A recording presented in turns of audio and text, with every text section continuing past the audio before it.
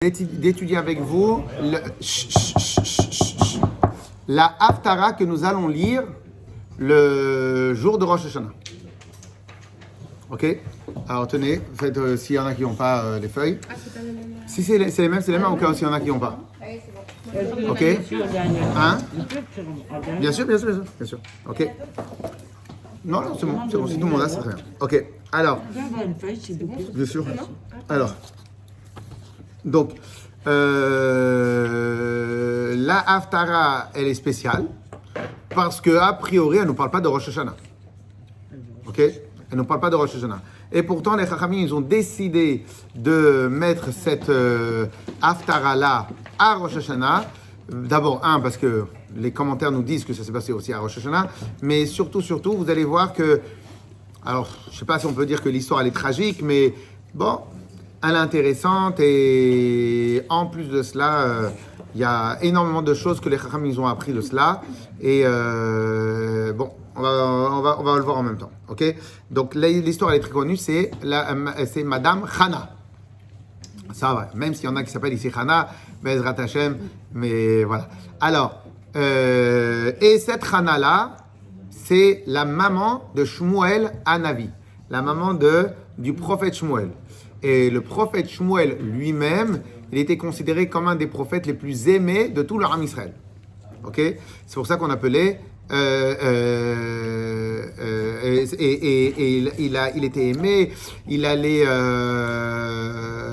de ville en ville pour enseigner la Torah aux gens. Il était apprécié. C'est lui qui a oint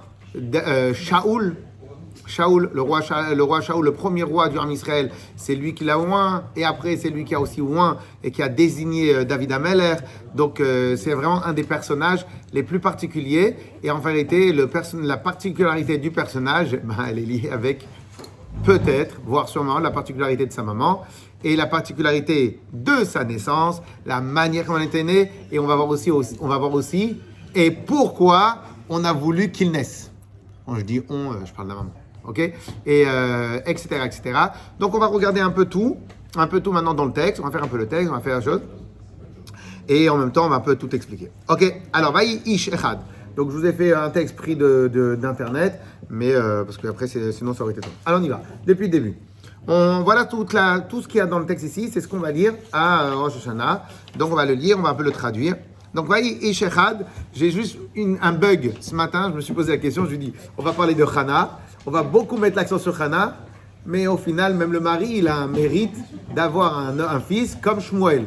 Mais pourtant, on ne parle pas du mérite du père. On va voir, on va essayer de réfléchir un peu pourquoi. Mais en tout cas, c'est sûr et certain que c'était Chana qui a pris vraiment tout le titre de noblesse. Alors, on y va. Vaïsh Echad min Ramatayim, Sophie Me'ar Ephraim. Et il se vit un homme de l'endroit qui s'appelle Ramatayim, et à côté de Har Ephraim, Ushmo Elkana ben Yerucham ben Elihu ben Tohu ben Souf Ephrati. Et c'était Elkana, le fils de Yerucham, le fils de Elihu, et le fils de Tohu, le fils de Souf à Ephrati. Ok, un instant. Velo Shete Nashim. Et lui, il avait 2 femmes. N'appelez pas les mouvements aujourd'hui. Velo Shete Nashim. Et lui, il avait 2 femmes. Ok? Alors, pourquoi il avait 2 femmes? Est-ce que parce que c'était une mitzvah d'avoir des femmes? Alors, on va voir plus tard que parce que la première, Chana, elle n'avait pas d'enfant. Et on va voir aussi un peu plus tard que tout simplement, Chana, au bout du compte qu'elle n'avait pas d'enfant, eh ben, elle s'est dit, je vais faire comme Sarah. Comme Sarah, elle n'avait pas d'enfant. Qu'est-ce qu'elle a fait? Elle a demandé à son mari d'avoir une autre épouse. Et en fin de compte, je vais faire la même chose. Alors, autre chose. Je vous fais un peu comme ça pendant l'explication, pendant les choses. Comme ça, après, on rassemble tout. Et dans toute cette histoire-là que vous allez voir, il y en a qui le comprennent de cette manière-là. Dans tout ce vous allez étudier maintenant, vous allez voir que beaucoup... Alors, l'Eilon Nishmat, le shiur, il va être aussi l'Eilon Nishmat de David, Yechia, Alexander, Ben, Esther, et pour la Refoua Shlema, de tous ceux qui ont besoin de guérir. Alors, et vous allez voir que pendant toute cette histoire-là, on va essayer de montrer à combien ici Hana, elle se sentait pas seulement seule, incomprise, et la souffrance qu'elle avait à l'intérieur d'elle était une souffrance super profonde. Ok? Vous savez que Dieu préserve quand Baruch Hashem, quand des enfants ils tombent et ils pleurent, ils ont mal. Ma femme, elle supporte pas quand je dis c'est rien. Elle supporte pas. Et vous savez pourquoi? Parce que Baruch Hashem, Shtabach Shemo Lahad, que Dieu protège tout le Ham Israël, tous les enfants. Quand quelque chose est très grave, on sent rien. Plus quelque chose, il est rien, plus on pleure fort. Plus quelque chose est très grave, moins on pleure. Et plus quelque chose nous touche profondément, et ben en fin de compte, et des fois, les pleurs profonds, les pleurs intérieurs, et ben en fin de compte, on n'arrive pas à les exprimer à l'extérieur. Ok? Et là, vous allez voir pendant toute l'histoire qui se passe, il y a une Hana qui, elle souffre. Incomprise, et elle souffre très profondément. Tout ça pour vous dire après, quand on va arriver au moment où elle va faire la prière, et bien en fin de compte, la prière, elle va être tellement puissante que Hakadosh Baruch Hu va l'exaucer automatiquement. Ok? Comme vous connaissez le passage qu'on dit tous les matins dans Ashrei, il y a marqué comme ça, Karov Hashem lechol koreav, Hashem il est proche de tous ceux qui l'appellent. Et après le passage qui dit quoi? Après c'est quoi la suite? Lechol Hashem ikraouhu ve'emet. À tout celui qui va appeler Hashem avec Emet, avec sincérité. Donc déjà, Hashem, il est proche. Dès que tu dis le mot Hashem, Hashem, il est proche. Tu dis le mot Hashem, Hashem, il est proche. Ok? Comme toi avec tes enfants. Dès qu'un enfant, il ouvre la bouche, oui. Et dès qu'on voit qu'il essaie de nous embrouiller, demain. Et quand il arrive, il fait comme ça. Papa! Ok. Et là, on se tait, on écoute. Et peut-être on pourrait dire que c'est la même chose. Dès qu'un enfant, dès qu'on ouvre la bouche, Hachem il dit ok, oui, Karov Hachem lechol koreav. Hachem il est proche de tout celui. Dès que tu ouvres la bouche, Hachem il est proche. Mais quand tu veux qu'il exauce, il faut que ça vienne de ton émet à toi. Ok? Et en fin de compte, alors on y va. Et donc qu'est-ce qui se passe? Hana, elle, on va voir tout de suite, qu'elle n'avait pas d'enfant. Elle n'arrivait pas à avoir d'enfant. Et au final, elle s'est dit, puisque maintenant j'arrive pas à avoir d'enfant, et bien en fin de compte, je vais essayer de toutes les techniques qui peuvent exister. Vous savez ce qu'on appelle les ségoulottes. Alors c'est quoi les ségoulottes? C'est on essaye à droite, à gauche, on essaye de faire telle prière, on essaie de faire telle prière. Il y en a qui essayent de faire tellement de prières qu'à la fin ils ne se changent même pas eux-mêmes, ils changent juste les prières. Mais eux-mêmes, ils n'essayent pas de changer leur approche. Il ne faut que changer les prières. Ils changent. Il y a des hommes qui vont changer de femme.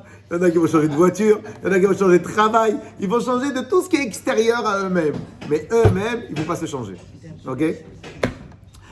Et donc, en tout cas, elle s'est dit, j'arrive pas à avoir d'enfant. Donc, qu'est-ce qui se passe? Je vais dire à mon mari qu'il prenne une autre femme. Ok? Et donc, Veshem Hashenit Pnina. Et donc, sur Elkana, là, au final, il avait deux femmes. Une femme qui s'appelle Hana, et la deuxième s'appelle Penina. Et Penina. C'est beau. Penina. Deuxième. Voilà, Penina. Hein? Elle lui a fait du mal. Hein. Alors on verra tout ça. Ok? Amen. Le mari, Elkana. Ok? Et qu'est-ce qui se passe? Alors, puisque maintenant Rachel elle a déjà commencé à parler, on verra plus tard qu'à un certain moment, Penina a même charrié Hana. Elle lui disait, t'es pas parti chercher tes enfants ce matin? Oh là, T'es pas parti chercher tes enfants ce matin? Et tu prépares pas le goûter pour tes enfants?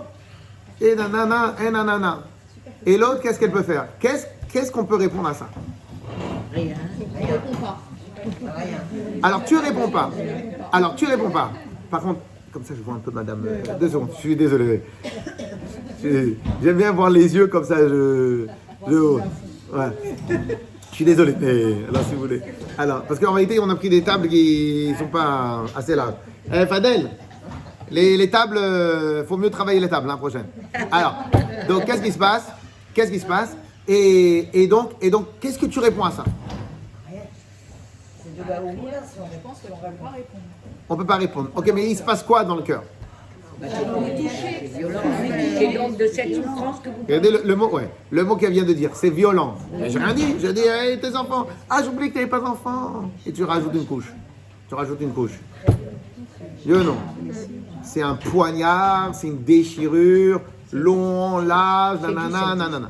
Ok? Deuxième femme, quoi. Et on verra. Hein. Donc, au passage, il y a Agar qui avait fait la même chose avec Sarah. Parce qu'à un moment, elle dit, je comprends pas, Sarah, elle dit qu'elle est religieuse. Et moi, à peine, je me marie, j'ai déjà un enfant. Et Sarah, elle est mariée depuis je ne sais pas combien d'années. Donc, en fin de compte, elle fait croire qu'elle est religieuse. Bon, déjà, c'est fort de la part de Agar de considérer qu'avoir des enfants, ça dépend totalement de la volonté d'Akadosh Baruch Hu. Et qu'en fin de compte, c'est selon ton degré de religiosité que tu peux avoir des enfants. Bon, c'est pas du tout la question, mais c'est déjà, ça montre à combien. Ok, on continue. Et donc, qu'est-ce qui se passe? À l'époque, comment ça se passait chez leur âme Israël? À tous les Yom Tov, on montait au Beth Amikdash. Ok? Et qu'est-ce qu'on faisait au Beth Amikdash? Au Beth Amikdash, alors, à l'époque de où se passe l'histoire, il n'y avait pas de Beth Amikdash. Il y avait le Mishkan, on pouvait avoir le Mishkan Shiloh, le Mishkan à côté de Yerushalayim, etc., etc. C'était des endroits, en fin de compte, c'était entre-temps. C'est seulement lorsque David HaMelech il est venu, qu'il a acheté l'endroit où il y a le Kotel aujourd'hui, et qu'après Shlomo HaMelech, il est venu, il a construit le Beth Amikdash dessus. Donc, ils sont partis là où ils avaient l'habitude d'aller pour faire des sacrifices.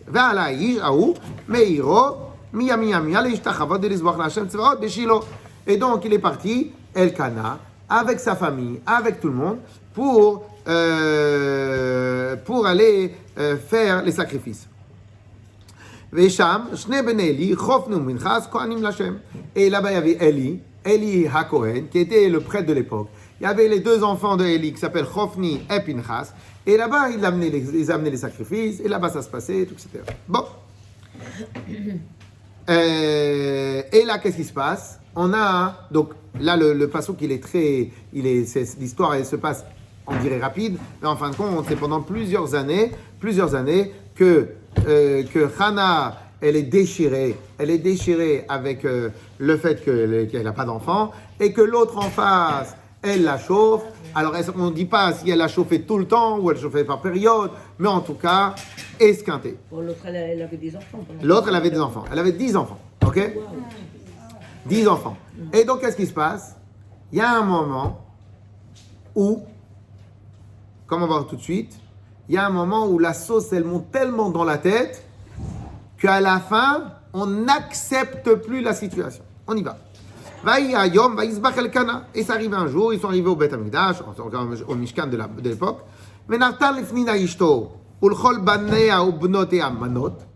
Et donc, quand il a distribué les sacrifices qu'on devait donner, parce qu'on va ce qu'on appelle les korban shlamim. Korban shlamim, c'était des sacrifices qu'on faisait à l'époque des fêtes, et qu'en fin de compte, ils étaient faits justement pour qu'on puisse distribuer, pour que les propriétaires puissent en profiter. Il y avait des sacrifices qu'on appelle des sacrifices holocauste, que le sacrifice holocauste était entièrement consumé sur l'autel. Et il y avait des sacrifices comme celui-là, où il y avait un peu qui était brûlé sur l'autel, un peu qui était mangé par le Kohen, et le reste est mangé par le propriétaire. Et ces sacrifices-là, ils étaient faits justement pour que les Juifs aillent au Beth Amikdash, fassent des sacrifices, et pour qu'il y ait de l'ambiance au Beth Amikdash. Ok? Très bien. Donc lui, il a fait les sacrifices. Et il donne à tous, à Pnina, et à tous ses enfants, manot. Manot, quand vous allez en Israël, vous lui demandez une part, vous dites mana achat. Mana, c'est une part. À chacun une part. Ulchana, iten mana achat apayim. Et il donnait à Chana 2 parts. Ok? Ah oui, c'était sa préférée. Exact. Il donnait à Chana 2 parts. Et pourquoi il donnait à Chana 2 parts? Ki Chana et Chana ahev, va Hashem sagar rachma. Et parce qu'il aimait Chana, et pourtant Chana, elle n'arrivait pas à avoir d'enfant. Et qu'est-ce qui se passe? V'chiasta tzarata gam ka'az ba'avor rima, ki sagar Hashem et rachma. Et be'ad rachma. Et be'emet, la tzarata, ça veut dire sa concurrente, elle n'arrêtait pas de la chauffer, Et Hachem, il avait fermé, il ne lui donnait pas la possibilité d'avoir des enfants. Ok? Alors maintenant, ce que je voudrais qu'on voie, c'est que quand on va arriver au moment où elle va prier, en fin de compte, c'est quelque chose qu'elle a enfui à l'intérieur d'elle pendant plusieurs années. Vechen yaseh shana beshana. Et chaque année, c'était la même. On est arrivé au Beth Amikdash. Aoud. Lui, il venait, elle venait avec ses enfants. Baruch Hashem, merci Hashem, et à tous ceux qui ont beaucoup d'enfants et des grandes familles. Baruch Hashem, c'est vivant, il y a du balagan, mais c'est vivant, ça bouge, etc., etc. Et des fois, il y a des gens qui sont un peu tout seuls. Alors, c'est pas qu'il leur manque quelque chose en eux. Enfin, il leur manque ce que c'est Dieu préserve, ok? Alors maintenant, après, il y a des personnes qui sont des grands-mères, donc en vérité, ils voient les petites mamans et disent « Ah, moi aussi, ma fille, elle a plein d'enfants, et tout, etc. » Donc ça fait du balagan. Et elles sont organisées de ce balagan-là. À chaque fois, on est au pasuk Zayin pour ceux qui veulent suivre dans le texte.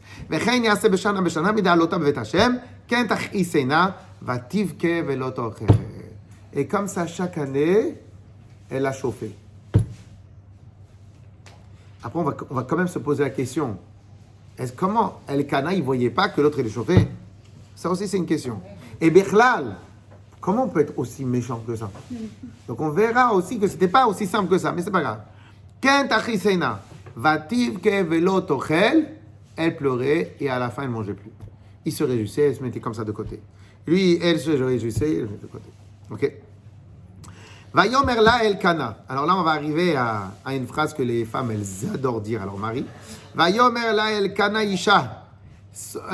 Elkana, son mari lui disait. Alors, si vous regardez bien dans le texte, à la fin du He de Isha, il y a quoi, Madame Esther? À la fin du He, dans le pasuk Chet. Vayomer la Elkana Isha. Ouais. Dans le He, il y a quoi? Pardon, pas à la fin du He, dans la fin du mot He, Shisha. Il y a un point dans le He. C'est quoi le point dans le He? Les morottes. alors, quand on dit Isha, c'est quoi Isha? Femme. Et quand on dit Isha, avec un point dans le He, c'est quoi? C'est des, c'est un pluriel. Son homme. Isha, sans le point, c'est Isha, une femme. Avec le point, ça devient Isha. Et Isha, ça veut dire son homme. L'homme à elle. Les commentaires disent, pourquoi le pasuk il écrit comme ça? Pour dire à combien même lui il se considérait son homme à elle. Il était vraiment attaché, lui il était attaché, etc., etc. Et on peut dire un grand amour, est-ce que tu veux en tout cas? Lui il avait peut-être que des yeux que pour elle. Et il dit comme ça, Chana, il lui dit, Lama tifki, pourquoi tu pleures? Velama lotochli, pourquoi tu manges pas avec nous et pourquoi tu te réjouis pas? Velama yera leva vert, et pourquoi ton cœur il est pas bien? Alors écoutez bien, alors là, la phrase qu'il va se prendre une tannée le gars. Allo anochi tov lach, mais à Sarabanim, je suis pour toi mieux que 10 enfants. Des commentaires, non, lui c'est une affirmation. Les commentaires disent, toute cette histoire-là, regardez la détresse à tel point que même son mari comprend rien à sa détresse. Ce que je veux dépeindre ici, si j'y arrive, c'est on a une dame qui se retrouve toute seule dans sa galère. Et pourquoi je dis toute seule? Pas parce que elle peut rien faire et ça dépend d'Hachem. Parce que aussi elle est incomprise. C'est à quoi elle est incomprise? Même la personne qui dit à combien je tiens à toi, il ose dire mais je suis pour toi mieux comme 10 enfants. Le gars, je ne pourrais pas dire qu'il est bête, mais le gars, il n'a rien compris à l'histoire. Pourquoi il n'a rien compris à l'histoire? Comment tu peux comparer l'amour que tu peux avoir à un mari et la relation que tu as avec des enfants? Oui ou non? Donc, en fin de compte, il n'a rien compris à l'histoire, lui. Donc, ici, on nous rajoute, dans le film, on nous rajoute un paramètre supplémentaire. Premier paramètre, elle n'a pas les enfants qu'elle a envie d'avoir. Deuxième paramètre, Elle se sent toute seule parce qu'elle ne peut rien dire contre celle qui est en face, son ennemi. Entre guillemets, son ennemi, on verra un peu plus. Ok, pour l'instant, on ne parle pas trop de Pénina. En tout cas, il y a marqué ici que Pénina, elle a chauffé. Et elle se retrouve face au mari, qui en fin de compte, le mari lui dit, mais pour toi, je suis comme 10 enfants. Mais non, tu ne peux pas être comme 10 enfants. Mais non, non, tu dis n'importe quoi. Pas seulement tu dis n'importe quoi, tu comprends rien à ce qui se passe. Oui ou non? Et en fin de compte, qu'est-ce qu'on a ici? On a une dame seule, qui en fin de compte, elle se retrouve toute seule face à sa galère profonde qu'elle a. Pourquoi je vous dis tout ça? Pour aller peut-être regarder à combien elle se trouve dans une abysse personnelle. Abysse, des abysses à l'intérieur d'elle, elle est dans le fond, dans le trou, dans le fond, tout au fond, elle ne sait pas où elle habite. Hein?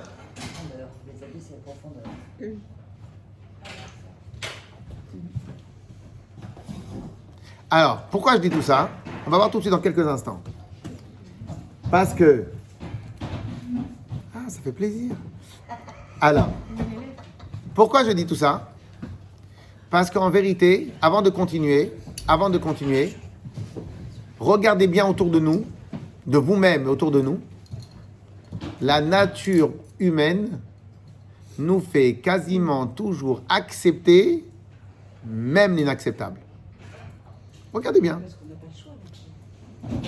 C'est pas une question de choix. C'est une question que... J'ai un problème avec le mot résilience, mais le mot résilience, c'est... Hein? Alors, d'abord surmontable, mais surtout qu'on est prêt à accepter des fois tout. Des fois, on est prêt à accepter tout pour pas changer. Dans son cas, elle, pour l'instant, c'était compliqué, le principe de changer. Ok? Mais déjà, le fait qu'on accepte tout. Des fois, on accepte notre situation financière, notre situation de notre vie, notre situation de choses. Il y a des gens qui avaient une maladie un peu problématique. On leur a dit que de changer leur régime alimentaire, que ça pouvait peut-être les aider. Ils préfèrent prendre des médicaments que de changer leur régime alimentaire. Des gens préfèrent subir plutôt que de changer. Pardon, excusez-moi.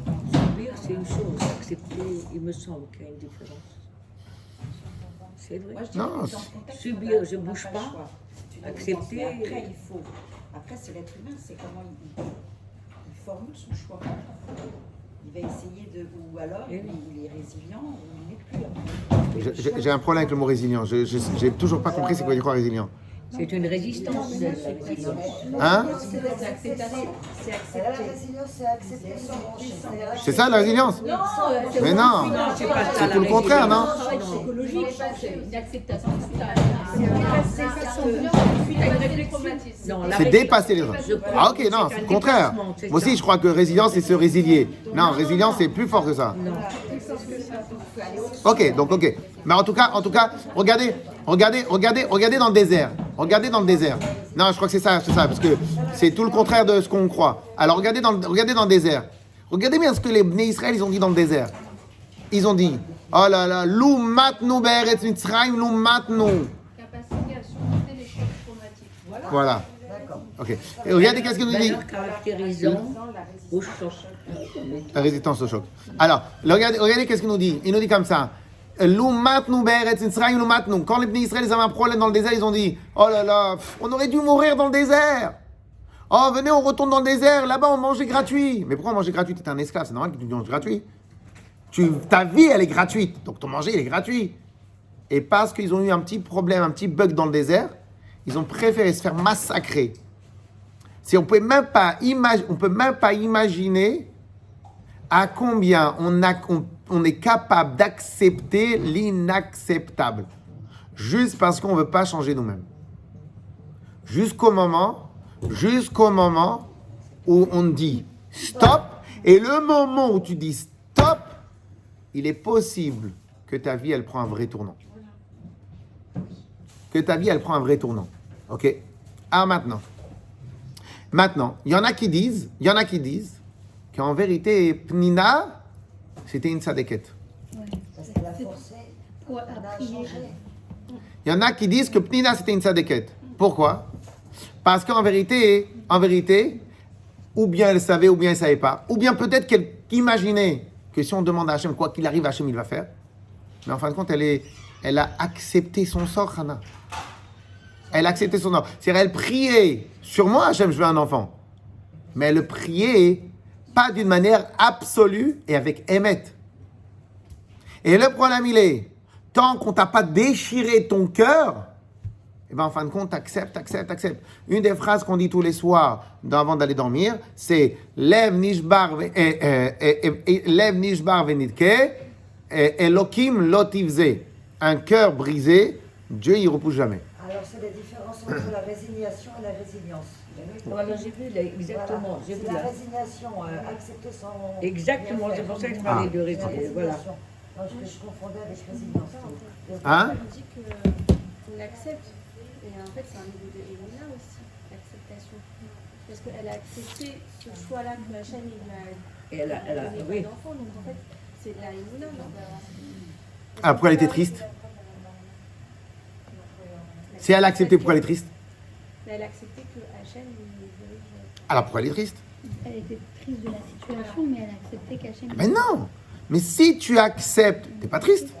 Il y a un truc intéressant là. Non, Si. d'accord, on peut avoir une forme de partie de tristesse malgré tout. Donc c'est se résigner. Non, je pense que Regardez la C'est résilience. pas accepter. je pense que c'est la Pardon, différence ah. entre l'acceptation et la soumission. Et c'est Ou l'état la- de ou le- soumission ou le- la qui donne... résignation. Non, c'est pas la même chose, parce que la résignation, c'est une forme d'acceptation, mais avec un esprit de contrition. C'est-à-dire, j'accepte, mais je continue de souffrir. Alors que la soumission, par définition, et il y a des religions malheureusement qui l'ont bien compris et qui surfent sur cette vague-là, et aujourd'hui on le voit, ça veut, je ne sais pas si vous voyez à qui je fais Oh, allusion, là, très bien. mais c'est-à-dire... Non, mais c'est vrai, l'islam surfe sur cette notion de soumission de l'homme, de manière que la chrétienté a travaillé aussi sur la soumission.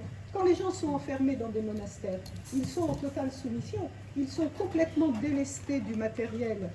Et de Ça, c'est pas l'islam, hein, ça, c'est la chrétienne. Non, ça c'était les chrétiens, mais les deux ont la chose. Et ça vous permet une meilleure manipulation, en quelque sorte. Et c'est Ok, pas ok, mais pour l'instant, ici, on est en train de réfléchir sur l'idée même je pense pas d'accepter. qu'elle soit résignée. Si maintenant on accepte une situation, eh ben on n'est pas frustré. Alors, On n'est pas- il y a on n'est pas- quelque chose d'intéressant dans la définition de résilience. Il tient parce que c'est Ah, si. positif. Au fond, capacité d'un individu à supporter psychiquement les épreuves de vie, capacité qui lui permet de rebondir, c'est ça la résilience, de prendre un nouveau départ après un traumatisme. Voilà, ça c'est la résilience. Ça, c'est la résilience. Mais là, mais voilà. pas Alors la regardez, mesdames, excusez-nous. Alors, regardez, si maintenant, mesdames, regardez, les gens vraiment, ils arrivent à changer leur vie au moment où ils ont accepté. Tant que tu acceptes pas, tu peux pas évoluer. Tu vas évoluer. C'est-à-dire qu'en fin de compte, et le problème c'est quoi? C'est que, vous savez, il y a une phrase qui dit comme ça. À chaque problème, il y a une solution. Et s'il n'y a pas de solution, Tu acceptes. c'est qu'il n'y a pas de problème. Alors, s'il n'y a pas de problème, alors c'est quoi ce que je rencontre? C'est une réalité de la vie. Un mur, eh ben, en fin de compte, c'est une montagne, c'est une réalité de la vie. Donc, ta solution, c'est de contourner la montagne. Ou lorsque maintenant tu voudrais que la maison elle soit rangée 24-24, non, c'est pas un problème. Il n'y a pas de solution à ça. C'est une réalité de la vie. Deux secondes. Alors, deux secondes. C'est une réalité. Non, pardon. Deux secondes. C'est une réalité de la vie. OK? Donc, cela veut dire que dans la vie, ou bien il n'y a pas de solution et tu acceptes, et à ce moment-là, tu le vis bien. Il y a un petit laps de temps avant d'accepter. Très bien. Mais en tout cas, si. C'est certain, ce laps de temps, il est plus ou moins grand. Oui, mais si maintenant il n'est pas bien, ça veut dire qu'elle n'a pas accepté. Oui. C'est tout. Si maintenant elle a accepté, elle est bien. Oui, mais l'autre, elle la chauffe sans arrêt. Elle lui réveille à chaque fois son mal. Ça me- Mais si maintenant elle lui dit, oh là là, t'es pas blonde. Maintenant elle est brune, t'es pas blonde. Bah, je me vexe pas. Je suis pas blonde, c'est une réalité de la vie. Mais c'est pourquoi Mais non, mais ne sont. Que d'une entrepreneur, elle ne peut pas avoir d'enfant. Au bout d'un moment, elle n'a pas le choix que d'accepter. D'accord. Au fond d'elle, elle aura à vie cette Mais tristesse. même Donc si elle accepte, ça peut se résigner, ça ne veut pas accepter. C'est vrai. Elle peut. Je me suis résigné à accepter ça. Dans ce cas, et surtout à cette époque, elle ne peut pas avoir d'enfant. Elle ne peut pas avoir d'enfant. C'est difficile d'accepter puisque l'autre, elle est sans arrêt en train de lui réveiller son mal. Alors, Mais elle devient syndicale parce que. Madame Choukroun, vous avez sûrement raison, mais le fait est qu'elle n'a pas accepté. Que l'autre lui mettait le couteau dans la chair, très bien, je suis d'accord. Mais le fait est qu'au final, elle n'a pas accepté. Ok, on y va. On est tous d'accord avec l'idée. Ok, on continue. Alors maintenant, comment Sur quoi? Il y a des événements qu'on ne peut pas accepter, même si on arrive à vivre avec, mais au fond de soi, on est brisé. Au fond de soi, même si on continue à être dans la joie, à vouloir avancer, au fond de soi, il y a un truc qui est... quand on est seul face à soi-même... Alors, faut réfléchir. Il y a certains événements que peut-être ils n'ont pas lieu de ne pas être surmontables. Peut-être que c'est une erreur de pas complètement accepter certains événements. Il y a peut-être que c'est une erreur aussi. Il y a des événements qu'il faudrait. Je vous donne un exemple. Moi, j'ai fait un statistique. Dieu préserve les gens, par exemple, quand ils divorcent. Non, mais il y a un divorce peut-être important et tout, etc. Ils mettent entre 3 ans et 5 ans pour se réveiller. Entre eux. C'est quoi? Vraiment, de base, quand on n'accepte pas, on est triste, on est pas bien. Du moment où on accepte de se dire on est divorcé, On trouve le nouveau khatan. Mais quand vous dites c'est vrai, on dirait que le reste c'est pas vrai. Tout c'est vrai. Tout ce que je dis c'est vrai. Alors, mais c'est vrai. Ceux qui ont perdu, ceux qui avaient une super situation. Mesdames, on se concentre. Ceux qui avaient une super situation, Dieu préserve, ils ont eu un problème. Ils mettent entre 2 ans et 3 ans pour la première étape, s'ils sont bien. Et s'ils sont graves, 5 ans pour se réveiller. 5 ans pour se réveiller. Si par contre,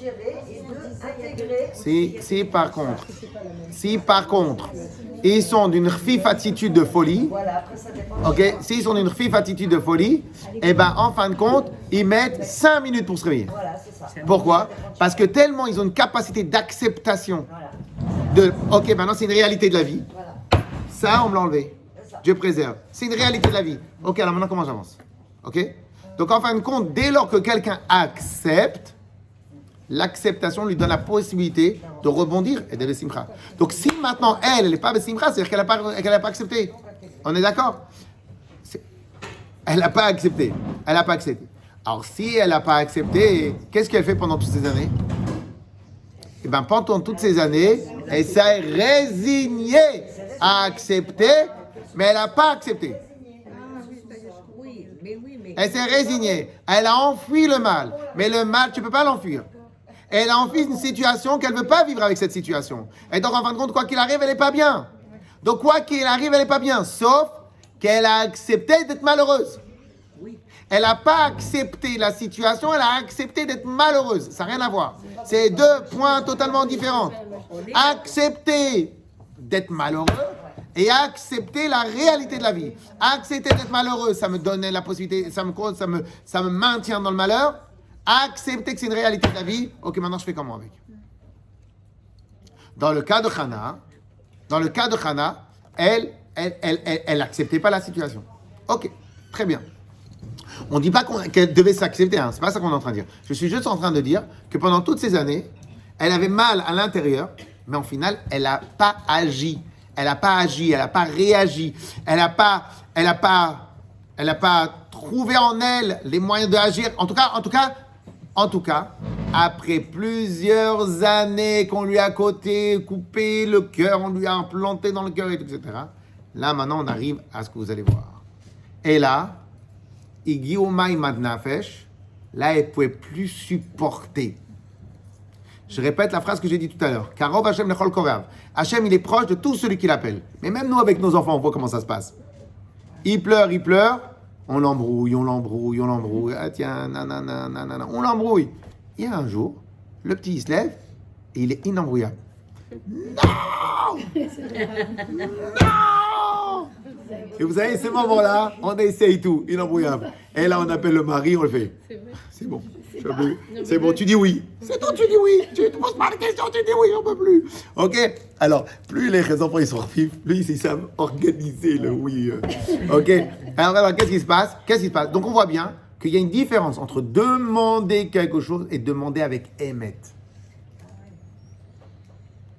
Quand tu demandes, Hachem, il t'embrouille. Mais si tu demandes avec émet, là, ça n'a plus rien à voir. Alors maintenant, regardez bien. Et là, qu'est-ce qui se passe? Lui, il dit, je suis mieux pour toi que 10 hommes, que 10 enfants. Et là, elle se dit, mais en fin de compte, moi, je croyais que j'avais au moins la compréhension de mon mari.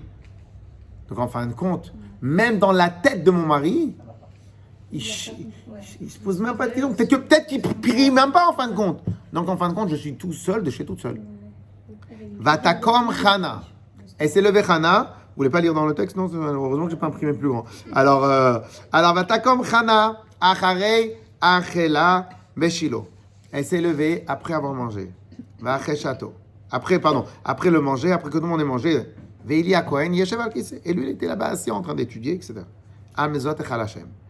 Elle est arrivée. Veimarat Nefesh. Elle a le cœur pas brisé.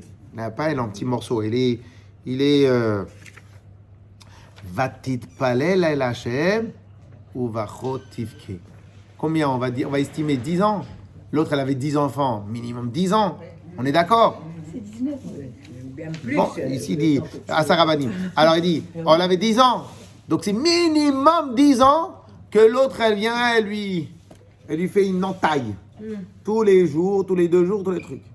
Et là, elle lâche tout. Vachot tivke, elle pleure, et elle pleure, et elle pleure, et elle pleure, et elle pleure. Vatidor neder vatomar. Elle a fait un vœu. Elle a dit Hashem tsevakot. Alors, tsevakot. Alors, il y a marqué qu'avant que Chana, elle vienne, personne n'avait prié Hashem en disant, utilisant le mot tsevakot. Tsevakot, ça vient du langage tsava. Tsava, c'est une armée, mais en réalité, le mot tsava, c'est pas la traduction de armée.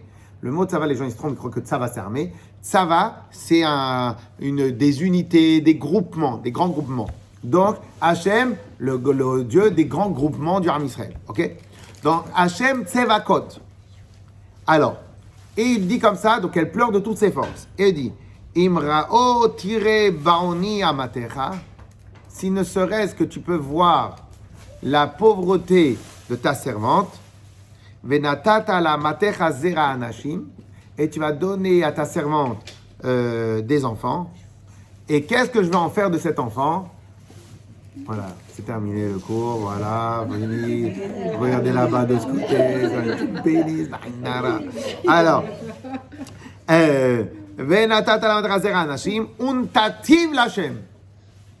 et je vais donner mon enfant à Hachem, Kol Yemei Chayav, toute sa vie, il va être dédié à Hachem, Umora lo ya'ale al rosho, et on va le rendre aussi nazir.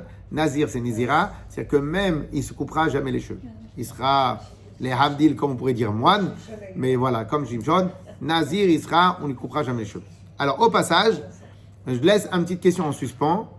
Elle a un bug, celle-là. Elle prie Hachem pour avoir un enfant, et l'enfant, il va le donner à Hachem. Petit bug. Un petit bug. Si je veux un enfant, c'est pour le kiffer, pour tu vas aller me chercher les pâtes, tu vas aller me chercher les trucs, tu vas aller me chercher les trucs. C'est pour kiffer que je veux un enfant. Je veux un enfant, je prie un enfant et je le donne à Hachem. Ça veut rien dire ça. Ok? On va revenir dessus sur cette chose-là. Donc elle a prié tellement fort qu'elle a même innové un nom d'Hachem. Alors je suis obligé de m'arrêter là et pour dire comment une dame simple peut innover un nom d'Hachem. Innover un nom. Innover, c'est la première personne qui a prié à Hachem en utilisant le terme tsevakot. une des réponses qui va être donnée, c'est simple. Nous, on croit que la réalisation de grandes choses est donnée qu'aux grandes personnes. En vérité, tout le monde peut être une grande personne. La question, elle est à combien les choses te tiennent à cœur. Te tiennent à cœur. Quand quelque chose nous tient à cœur, on trouve les solutions.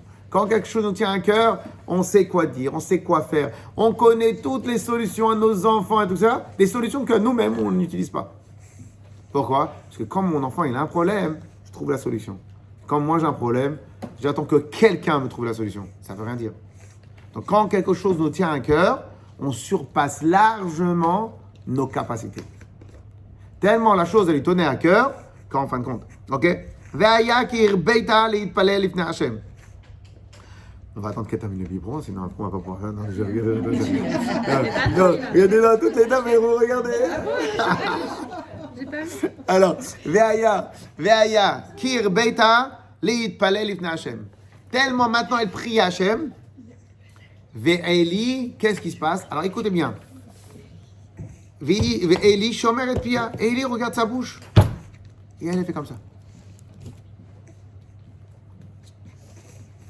Et elle prie comme ça. Eli regarde. Elle est folle celle-là. Ve'chana hi medaberet aliba. Chana, tellement elle a mal au cœur, elle parle dans son cœur. Rak sefaté anaot. Il n'y a que sa bouche qui sort. Elle ne sort aucun son. Vekol alo ishama. Vaïchasheve ala Eli le shikora. Et lui, il croyait qu'elle était saoule. Qu'elle était saoule. Elle avait trop bu du Ephraim. Ok? Et il y a une halakha extrêmement, très importante et très grave. Interdiction de rentrer au Beth Amikdash saoul. Interdiction grave. Et il y en a qui veulent, en tout cas les psukim nous laissent sous-entendre que la raison pour laquelle les enfants de Aaron sont morts, parce qu'ils sont été saouls au Beth Amikdash. Donc qu'est-ce qu'il lui dit? Il dit quoi? Il lui dit comme ça, Vayomer ele a Eli. On est pas souk 14, Yud Dalet. Vayomer ele a Eli, admata tishtakarin. Dis-moi, tu te prends pour qui toi? Tu te saoules et tu crois que tu vas venir au Beth Amikdash? Asir ha'edyener me'alay. Sors de là, va cuver ton vin, après tu rentres au Beth Amikdash. Et elle lui répond. Et à ce moment-là, il a compris que elle était saoule de douleur, pas de Dieu préserve de voix. Vatan chanato merlo adoni, non, ma grand maître. Ishak shatruach anochi, je souffre. Veyain veshechalo shatit, veishport nafshi lifnei Hashem. Et j'ai rien bu, et j'ai déversé mon cœur devant Hashem. Al titen et amatecha lifnei bat Belial, ne considère pas ta servante comme une personne pas bien. Qui me rov sich v'chasit dibarti adeina. En vérité, je suis quelqu'un de bien, j'ai très mal. Qu'est-ce qu'il lui répond? Élie, c'était un des prophètes d'Israël. Qu'est-ce qu'il lui répond? Vayan Eli vayomer lichi le shalom, retourne en paix, veloké Israël et iten et shel terre. Et Dieu a approuvé, il va faire ce que tu as demandé. Ok? Asher sha'at me'imo. Tout ce que tu as demandé à Hachem, Dieu va te faire. On continue encore quelques psukim, après on s'arrête. Vatomer timtsa shifrat chen beinecha, vatelach isha ledaka v'tochal vanea lo hayu la od. Elle est retournée et elle était tellement sûre de la bracha de Eli et de ce qu'elle a fait, etc. Là, elle a été apaisée et donc besimcha, elle faisait plus la tête. Vayashkimu b'akor vayishtachavu lifnei Elokim, lifnei Hashem, vayashuv vayavu el betam haramata.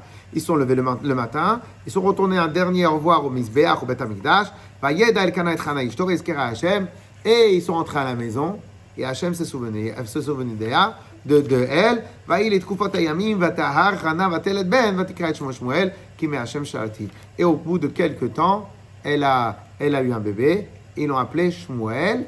Pourquoi? Alors, Shmuel, pas dans le sens, il a entendu, Shmuel dans le sens, je l'ai emprunté à Hachem. Ok. Je m'arrête là 2 secondes. 2 secondes. Qu'est-ce qui s'est passé? Elle n'a pas prié pendant toutes ces années. Et peut-être que Nina était là justement pour l'amener à bout, pour qu'elle puisse effectivement. Très bien. Donc pendant toutes ces années, elle n'a pas prié. Si, elle n'était pas convaincue de ce qu'elle demandait. Elle a prié, mais dans la prière, il y avait l'acceptation du refus. Oui, c'est ça. Elle avait l'acceptation du refus, mais c'est aussi. Elle a prié, mais dans sa prière, elle avait accepté que si c'est pas grave, c'est pas grave. Ah oui, ça. Si tu me donnes pas, c'est pas grave. La résignation. Tu pries, Voilà. Elle avait la et dans ce que tu demandes, l'acceptation. C'est ça, c'est ça. excusez-moi, mais j'aime bien comparer. Avec les enfants. Même quand ils nous demandent, on voit que des fois ils acceptent le non aussi. Donc on leur dit non.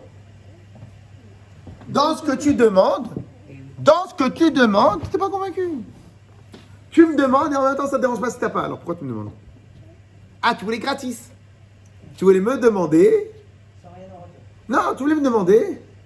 Et tu dis, bah, je tente, ça me coûte quoi de demander? Ça me coûte rien. Donc je demande. Si j'ai pas, c'est pas grave. Donc en fin de compte, t'acceptes. Dans ta demande, t'acceptes la non-réalisation. T'acceptes, tu es d'accord avec le refus. Oui. Donc en fin de compte, tu ne demandes pas. En fin de compte, tu joues au loto, quoi. Tu demandes, mais tu es résigné à la fin. Oui, mais elle sait pas vraiment si c'est sa volonté de ne pas avoir d'enfant. Donc en fait, elle tente au cas où, quoi. Elle était résignée. Est-ce que voyez le mot que vous venez, Mais elle se dit, bon, on sait voyez jamais, le mot que vous venez de dire, voyez le mot que vous venez de dire. Elle tente. C'est exactement ce Elle tente. Je vais à la pêche. Oh, c'est maximum. Je pêche pas, j'ai le poissonnier à côté. Oui, mais elle peut pas savoir si c'est sa volonté.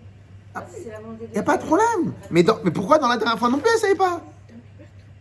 Vous voyez la différence? La différence. Vous ne me dites pas que pendant ces 10 ans, elle n'a pas prié à Hachem. Bien sûr qu'elle a prié. Mais elle était... Alors, quelle est la différence entre la prière qu'elle a fait pendant 10 ans et cette prière-là? Eh bien, parce qu'elle est puissante, elle est vraiment... Pourquoi elle est puissante? Qu'est-ce qui lui donne cette puissance? Eh bien, ce qui lui donne cette puissance, c'est la méchanceté de Penina. Qu'est-ce qui lui donne la puissance à la prière? Vous la connaissez pas encore celle-là? Elle est passionnée. Elle est passionnée. Non, mais c'est vrai, parce que ça pète quoi, pardon, c'est... Elle pète des câbles, la meuf, j'en peux plus. C'est une actrice, elle Non, mais c'est vrai. connaît le principe des émotions. Ça va, C'est ça, c'est qu'elle en peut plus, elle est arrivée à un point. Ah, ça fait Ou l'autre là. Hein? Bon, peut-être qu'il y avait aussi l'époque où... Mais non. Vous avez bien démarré. Vous avez dit, elle est puissante ta prière. Pourquoi? Qu'est-ce qui confère à cette prière la puissance? Elle a amené à... Hein? Elle accepte plus les accepte. Parce que là, Non, là, c'était trop. C'était trop. Voilà. parce que là, regardez, il y a une différence. Il y a une différence entre quelqu'un qui va faire une vente et quelqu'un qui cherche à obtenir le contrat. Quelqu'un qui va faire son job, il vient, il va envoyer texto normal. L'autre, il va pas envoyer texto, il va pas aller faire une déballe. Il va obtenir la vente. Il y a une différence entre dire et obtenir. Il y a une différence entre dire, jusqu'à maintenant, elle parlait de ce qu'elle souffrait. Mais en fin de compte, elle tentait. Elle tentait, elle parlait, elle disait, elle plein de choses. Qu'est-ce qui lui a conféré la puissance de cette prière? Dans la puissance, là, elle accepte. J'accepte plus. Oui, j'accepte plus. Donc, je reviens pas les mains vides. J'accepte plus. J'exige. D'accord, alors ce qui est intéressant, c'est Penina, Elle exige, on l'a quand même mis en exige, face d'elle. Donc elle se donne, elle est obligée Et oui. de se donner. Et oui, 110%. c'est le... Non, mais C'est le rôle. cette notion-là, elle est supra importante. Oui. Pourquoi cette notion-là est super importante? Parce que si tu acceptes le non, donc dans ta demande, il y a déjà le non. C'est comme quand tu dis à quelqu'un, dis-moi, tu veux oui ou non? Ouais, c'est vrai. Bien non. Ok. Mais pourquoi t'as pas dit oui? Bah, tu m'as proposé les deux. Je dis non. Mais si par contre, même quand tu parles, regardez même dans vous, quand vous parlez aux gens, il y a des fois où ça passe, il y a des fois où ça passe pas. Ça casse. Ouais. Et quand ça passe pas, regardez, vous étiez même pas convaincu de ce que vous disiez. Non, mais il faut déterminer dans ce qu'on veut faire aussi, il y a une détermination. Bravo. Donc cela veut dire que dans votre demande était inclus le refus. Si dans ta demande c'est inclus le refus, ne viens pas te plaindre quand ça a été refusé. Par contre, quand on dit Karov Hashem lechol korav, lechol Hashem kouvemet, que Dieu il est proche de tout celui qui l'appelle. Le passage qui dit Karov, proche Hashem, lechol korav, à tout celui qui l'appelle. Donc Hashem il se retourne. Oui. Et il écoute la prière. Et dans la prière, en fin de compte, tu as inclus le refus dans la prière. Donc si je te donne pas, tu m'en veux pas. Bah, non. Ok, ne t'en vas pas. Donc, vaut mieux refuser la volonté de Dieu plutôt que de l'accepter en fait. Parce que d'abord, on a appris ça avec les tzadikim. Mita ve'akadosh baruch hu betfilatam shel tzadikim. Akadosh baruch hu veut qu'on le prie. Vous croyez qu'Hachem, il est saoulé par vos prières. C'est tout le contraire. C'est absolument le contraire. C'est absolument le contraire. C'est en fin de compte, si vous priez, ça veut dire que vous considérez que c'est lui la source de tout. Mais c'est ça qu'il veut, Hachem. Il veut que... C'est aussi la volonté de Dieu, ce qu'il veut avec ça. Hein? On ne connaît pas la nuance entre est-ce que c'est vraiment la volonté d'Hachem? C'est peut-être nous qui nous confortons à croire que c'est comme ça. Bravo, exact. Et Bezrat Hachem, à une autre occasion, on va parler de ce que ça s'appelle, on refera peut-être un jour sur la confiance en soi, la confiance en Dieu, et qu'est-ce que ça veut dire. Parce qu'en vérité, nous, notre Yetzer Hara, il nous pousse toujours à accepter.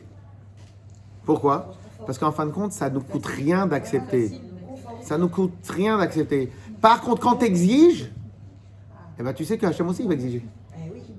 Et là, ça te chauffe pas. Bah oui. Et là, ça te chauffe pas. D'où faire un vœu. Et là, ça te chauffe pas. Bon, maintenant, je voudrais vous poser une question qui est importante depuis tout à l'heure. Cette menina, et là, c'est quand même la volonté de Dieu. On lui a mis en face pour quelque chose. On y arrive. Ah, d'accord, on n'est pas arrivé, pardon. Parce qu'elle me travaille. On est d'accord ou pas? On est d'accord avec ce qui s'est passé ou pas? On est d'accord. C'est ce point-là, et vous allez comprendre maintenant, quand on va terminer tout l'étude, vous allez comprendre. Oh là là, le temps il passe trop vite.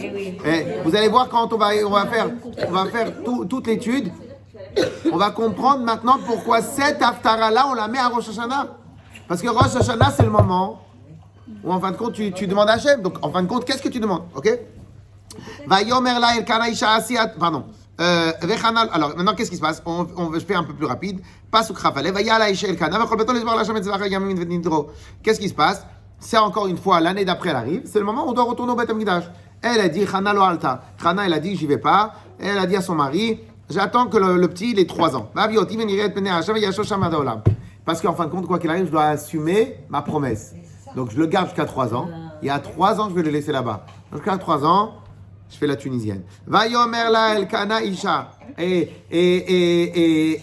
Elkana, elle lui dit, Asi ato beinaich. Fais comme tu veux.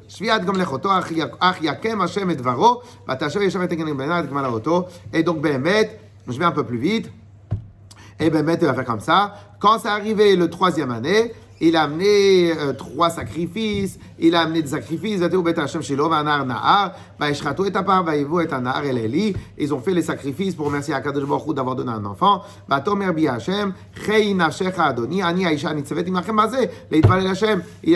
a dit, Hana, regardez, cher Rav Eli, je suis la dame qui a pleuré. Elle a nahar azeit palalti. Et vers ce garçon-là, j'ai prié. Et Hachem, il a fait ce que j'ai demandé. Il m'a répondu à ce que j'ai demandé. Et maintenant, moi aussi, je le prête à Hachem. Et il va rester chez Akadosh Baruch Hu. Ok? Donc après, on va faire une petite partie de la prière de Hana qu'elle a fait après. Mais en tout cas, voilà. Alors, je m'arrête. Je ne savais pas qu'on allait. Je ne pensais pas que ça allait prendre autant de temps. Je fais quelques lignes, après on va faire. Va-t-il pas le Hana Tomar? Donc, Hana, elle a prié après. Et elle a dit comme ça, Alat libi Bashem, Rama karni Bashem. Mon cœur, il est joyeux dans Hachem. Mes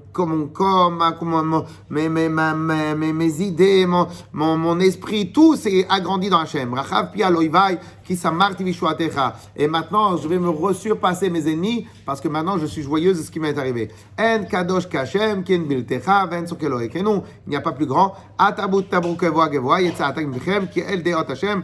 Parce que Hachem, il connaît tout ce qu'on a dans le cœur. Velo nitkenu alilot. Et à lui, tout Hachem, il sait gérer. Keshet giborim chatim, nichshanim azur chayil, excuse-moi. Hachem, alors, severim balechem nishkaru, ceux qui ont faim, Akadosh Baruch Hu donne à manger. Adakara yalda shiva, la personne qui n'avait pas d'enfant, elle a pu avoir 7 enfants. Verabat banimum lela, et là c'est un passage très difficile. Et celle qui avait beaucoup d'enfants, elle a perdu ses enfants, Dieu préserve. Et en vérité, on parle aussi de Pnina, Dieu préserve. Ok? Alors on verra dans quelques instants. Hachem emitum chaye, morit sheol vaya'al. Hachem, il fait vivre, il fait mourir. Hachem, il fait grandir du plus bas jusqu'en haut, du plus haut jusqu'en bas, du riche, il devient Dieu préserve, le du plus pauvre, il peut rentrer. Mais qui met à fardal, mais hashpot yarim evion, de ceux qui touchent la poussière, il les fait élever. Le hoshim devim, vechise kavod, etc., etc. Et elle termine comme ça la tefila. Et en fin de compte, qu'est-ce qu'elle a dit, elle, en tout état de cause? Qu'est-ce qu'elle a dit? Tout celui qui lui est impossible, Akadosh Baruch Hu rend possible. Et tout celui qui lui rend, que le riche peut dire c'est impossible que je devienne pauvre, là aussi Akadosh Baruch Hu rend possible. Qu'est-ce qu'il nous dit à Rosh Hashanah en fin de compte? Quelle est la prière qu'on a à Rosh Hashanah de la part de Hana? C'est quoi? Eh ben, on a plusieurs choses. Un, qu'en fin de compte Hana, elle a prié, elle a été exaucée. Deux, on a qu'en fin de compte Hana, elle annonce, ben vous voyez, en fin de compte, tout dépend d'Akadosh Baruch Hu. C'est Akadosh Baruch Hu qui fait absolument tout. Tu peux croire, tu peux construire, tu peux imaginer ce que tu veux. Et Tachles, c'est Akadosh Baruch Hu qui gère et qui donne et qui est Memit, qui fait vivre, qui donne la vie, qui donne la richesse, qui donne les choses, etc. etc. Et voilà la Haftara de Rosh Hashanah. Pourquoi on a choisi cette Haftara? Ok? On va, oui, même si on s'arrête là, c'est déjà magnifique. C'est déjà magnifique. On a appris plusieurs points. Premier point qu'on a appris, la nature humaine nous fait accepter l'inacceptable. Et à cause de cela, on ne change pas. Et à cause de ça, on ne dit pas les mots qu'il faut. À cause de ça, on ne prend pas les bonnes décisions. Pourquoi? Parce qu'en fin de compte, on s'accommode de absolument tout. On s'accommode de tout. Et qu'est-ce qui s'est passé? Maintenant vient Akadosh Baruch Hu, il a envoyé cette Pénina Mishkina. Pénina, elle est venue et elle a chauffé. Pourquoi? Parce qu'en fin de compte, si maintenant elle n'avait pas chauffé, jamais elle aurait trouvé chez elle la force de faire ça. Elle n'aurait jamais trouvé la force de faire ça en elle. Et en fin de compte, à travers ce que l'autre lui a fait, et pas en fin de compte. Alors maintenant, il y a un midrash qui nous dit, il y a des midrash qui nous dit qu'en fin de compte, Pnina aussi c'était une tzadeket. Elle voulait la réveiller. Pourquoi elle voulait la réveiller? Parce qu'en fin de compte, de s'accommoder, tes amis ne devraient pas te laisser t'accommoder de ce qu'il ne faut pas. Ton ami voit que tu t'accommodes de l'incommodable, il doit te pousser. Oh, tu fais quoi là? Oui, Le seul problème, c'est que une fois, ça sert à rien. Viens venir un truc et t'envoyer une bombe et ça te fait mal. Mais en fin de compte, si maintenant il faut que ça te bouge, il faut que ça soit répétitif. Après, il faut avoir le cœur pour le faire. Oui, je préfère penser que qu'elle était guidée. Alors maintenant, un dernier midrash, il y a un rave qui a voulu dire, alors si Pnina c'était une sadique, et que les Shem Shamaim Nitkavna, et que Behemet a voulu faire ça pour Hachem. Alors pourquoi elle a été punie de perdre ses enfants? Est-ce qu'on ne fait pas une mitzvah par un avertissement? Parce qu'en vérité, il n'y a que les débiles qui pensent, alors je ne veux pas parler des débiles sur Pénina ou autre chose, mais il n'y a que les gens qui pensent que toutes les fins justifient tous les moyens. Okay? Donc en fin de compte, mais de l'autre côté, c'est vrai que c'est difficile à réveiller quelqu'un. Okay? Alors peut-être que ou bien elle aurait laissé à quelqu'un d'autre faire la leçon à Hana, ou bien quand tu fais la leçon, ben, tu l'as fait d'une autre manière, ou bien, etc. Ou bien tu te trouves une autre manière. Donc en fin de compte, la forme que Pénina a utilisée. Alors il y a un rave qui a voulu dire que des fois on ne s'imagine pas, mais c'est pour ça qu'il faut faire très attention d'être toujours agréable, en tout cas de faire au mieux ce qu'on peut aider les gens et de jamais, Dieu préserve, vexer. Et que c'est pas grave si toi t'es vexé, mais ne vexe pas les autres. Pourquoi? Parce qu'en fin de compte, on ne sait pas nous ce qu'il y a dans le cœur des gens. Il y a des gens qui ont l'air comme ça forts, ils sont faibles à l'intérieur. Et en fin de compte, un mot que tu me dis de travers, un mot que tu dis comme ça peut casser, ça peut briser. Et une fois qu'elle est brisée, toi, comment tu vas la réparer? Tu sais même pas réparer des fois. Et donc, en fin de compte, c'est pour ça qu'il faut faire très attention de jamais casser, de jamais... Le Rabbi Baruch Hashem, on a l'exemple parfait que le Rabbi n'a jamais dit un mot de travers à qui que ce soit. Et à chaque fois, il trouvait le moyen d'amener la solution. Dans la remarque, il amène la solution. Ok, je vous donne un exemple. Un des exemples habituels qu'on fait, peut-être qu'on peut faire très souvent l'erreur, c'est quoi? Lorsque maintenant quelqu'un, il fait quelque chose, en général, quand c'est le mari, qu'est-ce qui se passe? Oui, tout de suite, de quoi on parle là? Alors maintenant, qu'est-ce qui se passe? On vient lui dire, mais c'est pas comme ça qu'on fait. Quand tu dis c'est pas comme ça qu'on fait, t'as donné quoi? T'as rien donné. Non, un reproche. T'as rien donné. T'as rien donné. T'as cassé une dynamique. C'est pas constructif. Les gens intelligents ne cassent pas de dynamique. Ça n'existe pas. Une personne intelligente, il doit supplier qu'il y ait des dynamiques. Comment on fait? Qu'est-ce qu'il faut faire? Il faut dire, ah, tu sais, en faisant comme ça, tu gagnes du temps. Ou tiens, regarde, moi, j'en ai fait comme ça. Ou autre truc, etc. De manière gentille. Pourquoi? En fin de compte, lui, il a compris que c'était pas bien ce qu'il a fait. Oui ou non? Mais en même temps, il n'est pas vexé. Et en même temps, tu as amélioré la dynamique. Oui ou non? Donc, qu'est-ce qui se passe? Non, mais avec mes enfants, je fais, mais avec mon mari, mais même pas dans les rêves. Alors, maintenant, qu'est-ce qui se passe? Ok. Exactement. Pourquoi? Parce qu'en fin de compte, tu bloques la dynamique. Et les pires des choses, c'est bloquer, casser des dynamiques, c'est une idiotie sans nom. Et donc, en fin de compte, ça peut nous arriver à la choule, ça peut nous arriver avec nos amis, ça peut nous arriver avec nos collègues, ça peut nous arriver avec des mots de travers. Et donc, en fin de compte, il faut faire toujours attention parce qu'on ne sait pas qui on a en face de nous. Et des fois, c'est mieux de se retenir, de se taire, de tout simplement se la fermer, de se taire, plutôt que de faire. Maintenant, et dernier point qu'on a beaucoup regardé. Alors, écoutez bien. Et vous savez, il y a une phrase qui dit comme ça. Une fois, il y a un chassid. Je crois que ce n'était pas un chassid. Bon. Un bon juif qui a dit comme ça, à l'époque où il y avait des chassidim, etc. Un juif qui a voulu servir Dieu comme il faut. Ok? Et écoutez bien, 40 années, il n'a pas dormi sur un lit. Il étudiait la Torah, il ne dormait pas sur un lit. Quand il était fatigué, il dormait sur un banc. 40 ans, il s'est jamais posé sur un lit. Au bout de 40 ans, il a dit, 40 ans de souffrance ne vaut pas une mise de tefilin. Mettre les tefilin une fois, c'est plus grand que 40 années de souffrance. Les chassidim, ils ont dit sur cette phrase-là, ils ont dit, très bien, c'est mignon, mais il faut passer 40 ans de souffrance pour légitimer une phrase comme ça. Si maintenant moi j'arrive, oh là là, 40 ans de souffrance, c'est pour ça que je souffre pas, parce qu'en vérité ça ne vaut pas un tefilin, je préfère un tefilin. Mais t'as pas de légitimité pour faire ça. Pourquoi? Lui, il a la légitimité, parce que lui, il a fait les 40 années. Pourquoi maintenant nous a sorti ces phrases-là que Hana? Pourquoi on va prier la prière de Hana? Parce que sa prière, elle est légitime sur le fait qu'elle a pu sentir à l'intérieur de elle que dans l'abysse où elle se trouvait, comme à Kadosh Baruch Hu, de l'abysse où tu étais, des profondeurs de la solitude, et des profondeurs de là où tu étais, que tu pouvais crier jusqu'à demain, personne ne comprenait ce que tu disais. Et qu'en fin de compte, parce qu'en vérité, Shmuel, c'était le premier enfant, a priori, elle a eu 10 enfants. Ok?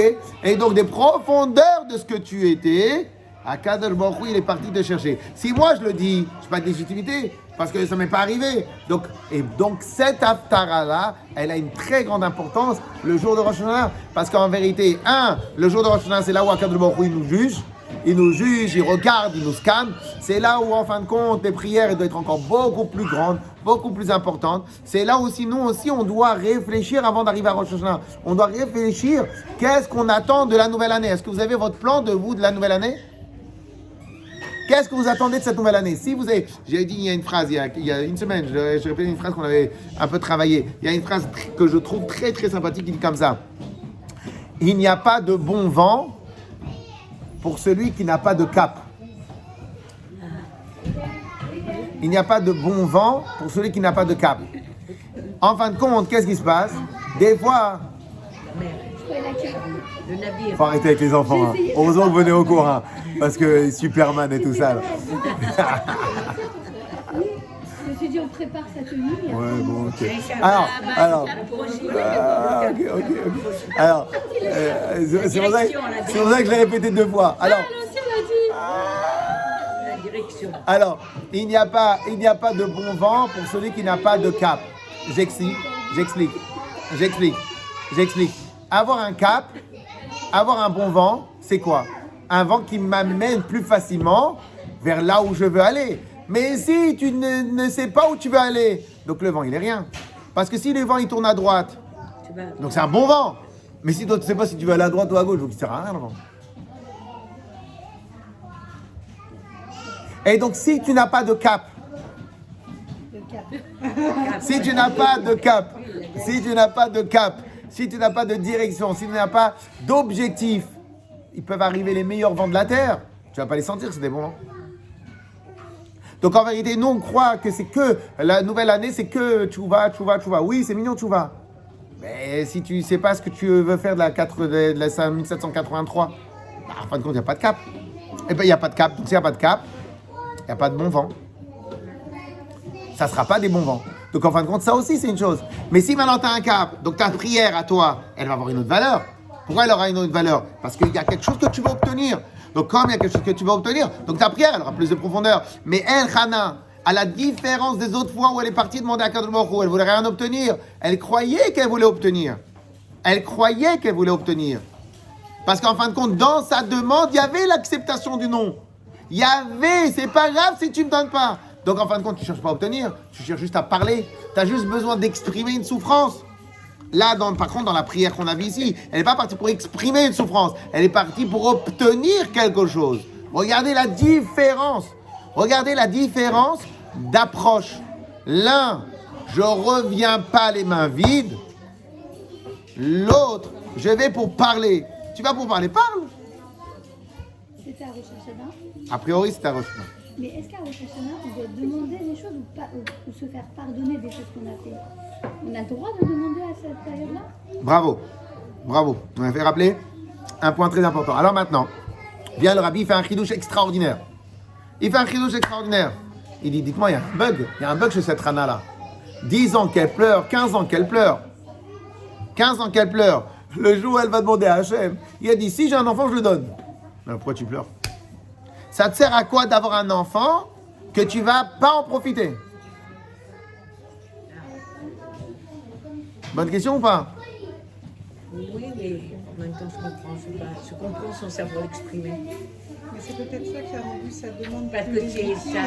parce que c'était pas obligatoirement sa souffrance qu'elle exprimait, c'était une vraie demande. En quoi c'est une vraie demelle? En quoi c'est plus une vraie demande qu'autre chose? C'est pas seulement pour elle, en réalité. Elle a négocié ou demande, quoi? elle offre aussi quelque chose, enfin il y a un échange. Est-ce qu'elle a négocié? Donc c'était une négociation avec Hachem.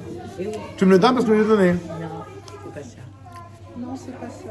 C'est que c'est tellement fort, tellement profond. Moi, c'est justement la question que je voulais vous poser. Comment vous savez que sa deuxième demande, moi, c'est ça qui me gêne depuis le début. J'ai plus ou moins compris tout ce que vous avez dit, pas sûr que j'ai tout compris. Mais comment vous savez, où vous trouvez l'explication, dans le texte ou ailleurs, que la deuxième demande, elle était plus légitime? C'est pas la deuxième, c'est la seule. Ou la seule demande, ou toutes les autres demandes avant. Mais parce que c'est évident qu'à l'intérieur d'elle, elle priait. C'est évident qu'à l'intérieur d'elle, elle demandait. Elle priait tout le temps, c'est ce que vous Elle priait tout le temps. Oui, mais tiens. Comment? On va parler des quotas de prière aussi. De quotas de prière. De la même façon au C'est lié de Sarara, c'est les Sarah qui vous inventent tout ça. C'est les Sarah qui vous inventent tout ça. Oui, mais parce que Hachem, là, à ce moment-là, il avait vraiment un plan pour lui. Toi, tu peux pas rentrer en RSA. Toi, c'est pas possible. Toi, c'est pas possible. Donc, toi, c'est pas possible. C'est autre chose. C'est parce que tu méritais pas, c'est parce que si, c'est pas possible. Je peux pas t'essayer. Une seconde. Je termine avec ce point-là. Et donc, c'est quoi la logique de demander à un enfant et après de donner à Hachem? En vérité, réfléchissez bien. Il est à lui déjà. Il est à Réfléchissez bien. Et en fin de compte, c'est lié, bravo, c'est lié avec ce qu'on va étudier, ce qu'on va voir après. En fin de compte, le rabbi souligne, dans la vie, pourquoi tu demandes des choses? Le pourquoi tu demandes des choses, ça fait partie des paramètres de la puissance. Pourquoi tu demandes des choses? Et c'est pour ça qu'en vérité, très souvent, on n'a pas de puissance dans ce qu'on demande. Parce qu'en vérité, on associe nos demandes à notre, pas intérêt, mais à notre écosystème personnel. Donc quand tu associes tes demandes à ton écosystème personnel, selon la largesse de ton écosystème, la largesse de ta demande. Si maintenant, dans ton écosystème, tu inclus un plus grand large écosystème, la demande est plus importante. Et imaginons maintenant que moi je veux un enfant juste pour kiffer, pour lui donner le biberon. Bon, ok. C'est pour moi. Empreinte, fais nounou. Va faire nounou. Pourquoi va faire nounou? En vérité, tu veux pas un enfant. Tu veux kiffer le biberon. Ok, alors Hachem, il te dit quoi? Va faire nounou. Non, je veux un enfant parce que j'ai besoin qu'il fasse des courses. Moi, je vais donner de l'argent, comme ça tu prends tu te fais livrer. Je vais t'envoyer oura.fr ou Getter. Comme ça tu te fais livrer. Pourquoi tu demandes? Pourquoi? Quel est l'objet de ta demande? Si maintenant tu demandes parce que je veux réaliser ma raison d'être, qu'en tant que maman, en tant que femme, ma raison d'être, c'est de pouvoir peupler le Ham Israël. Et si affinité, pouvoir rajouter de la Kedusha dans le Ham Israël.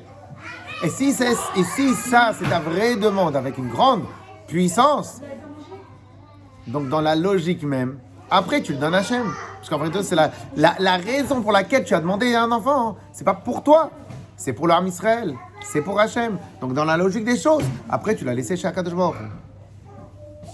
La puissance de ta demande dépend, la raison de ta demande donne la puissance à ce que tu demandes. C'est pas la même quand vous devez demander des choses pour vous ou quand vous avez vos enfants qui pleurent. Là, il n'y a personne qui peut se mettre sur le chemin. Pourquoi? Parce que vous ne demandez plus pour vous. Lorsque maintenant vous devez défendre quelqu'un qui a un bug, ou lorsque maintenant vous devez juste demander une chose en plus qui est luxueuse pour vous, c'est-à-dire que vous n'avez pas vraiment besoin. Votre demande, elle est moins puissante.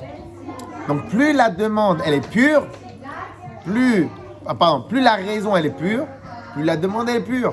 Plus la raison est puissante, plus la demande, elle est puissante. Et donc en fin de compte, Hana, lorsqu'elle a demandé, dans sa demande, pour montrer que sa demande, elle était pure, auprès d'Akadosh Baruch Hu, elle était même prête à ce que l'enfant qu'elle va avoir, elle va donner. Et donc le rabbi dit comme ça.